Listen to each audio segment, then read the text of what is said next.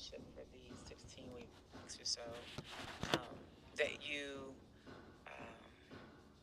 remember that our investment was intentional, is intentional, and on your hardest days, that you realize that there's a whole group of people who believe in you and what you're doing.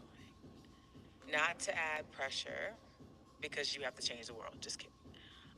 But really is to provide a space of brightness, hardest days, because you are embarking on a journey, a founder journey, that many people don't get as far as where you are now. Many people may even incubate. They may start an idea. They've been thinking about an idea. They get some money.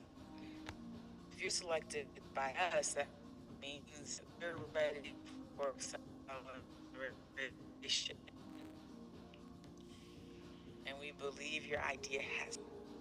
So I just want to kind of leave you, like, have that sit with you a little bit, because however the trajectory of your venture goes, we believe in you. And that belief in you is anchored in community, time, resources, and people.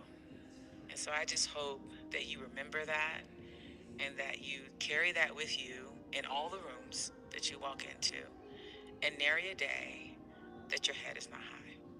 Because you belong in all the rooms and you should create more rooms. So I want to congratulate you on the journey so far. I cannot wait to give you the biggest hug when I see you in a couple weeks. And congratulations.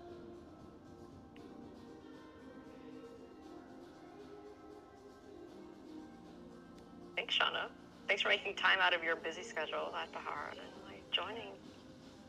Of course. Any questions or thoughts that you have before we see each other in a couple weeks?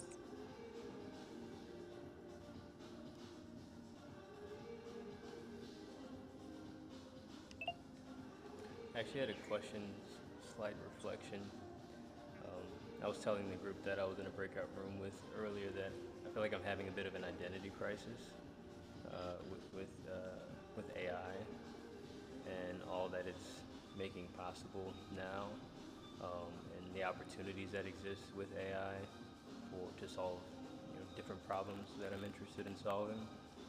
And yeah, just I feel like I've kind of gotten a grip on it now, but over the past 2 months, I've been feeling just like the best use of my time is to spend as much time with that, with this shift as possible, because there's an opportunity, I feel like, to create new systems that we are in charge of on some level. And while a lot is happening politically to disenfranchise us, I think that we have an opportunity now to build systems and tools that reduce our dependence on the system that doesn't support us. And so I'm building their health, and then there's also this moment, and obviously they're connected in different ways. But yeah, that's what I've been kind of sitting with, and so would love like your perspective or thoughts. Or Totally agree with you. I think there's like these systems that feel unnerving that have been broken down. In many ways, were not created for our communities and for us. And we know they're being broken down with the intention of being built back even more restricted. Let's just name that. So, however, what they may not be, people may not be accounting for, and I'm not calling out one person or another, but the idea that we actually can use this moment of interruption and distraction and disruption and AI and technology to actually have a more equitable playing field, right?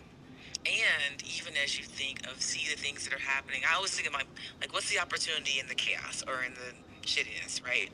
So with the Voters Act being rescinded essentially across the country in different ways, one thing that's coming out of it now is, hey, how do we shift dollars? How do we have people like go to locations where almost a migration boycott, like Don't sit in a state or a place or a school that's going to essentially use you and your talent, but not provide you the right to vote. What does that mean in terms of opportunity? This means just thinking out loud. It may not be full. It's not fully baked, but my brain went to like, that's incredible. Who would use that as an opportunity to actually have young people in a space where they're going to feel more comfortable? HBCUs could capitalize on this. Schools in other parts of the country can capitalize on this. Companies could also be held accountable for having headquarters and having businesses spaces where they don't have this. And when we do that, when we hold it accountable, that's when policies change. We are a capitalist society, and money talks, right? And so we want it to be values based. We want it to be our, like, the fact that we believe the world should be a certain way, and we have to remember, like, how do we move in action so we make change happen, right? And so I've just been paying attention. I'm not highly political, but I've just been paying attention to this in particular because, again, as an organization that's anchored in New Orleans, where Louisiana has had its own challenges with their changes in laws. But then the other piece I think about is Nadir is like, I don't. Part of me was so angry. I was like, we're moving out of New Orleans. We're not going to be anchored there anymore. And then I was just like, that's actually probably what they want us to do. They want people, they actually want us to do that. So how could we do the counter of what they think, which is like, actually, we're not going anywhere. And by the way, I'm going to hold your feet to the fire, and I'm going to expect you to do this for our community. So this time, for the first time at Guardian Summit, we have the associate mayor, assistant mayor who's over innovation who will be coming. I have the head of Greater New Orleans organization is coming. We're inviting people into our space so that they see what we're creating and the resource and what we need to support we need to continue to create space for our founders and for you all. So I don't know if I answered your question, but I definitely agree with your assessment of like what this opportunity could be for our communities. Hey, Shauna, I have a question for you. Of course, this will be the first of many Guardian Summits that we're going to attend. But as someone who just completed this fellowship and someone in the nonprofit world and all the things that we've learned, what would be the best perspective for us to come in with as a first year attendee? Should we come to absorb?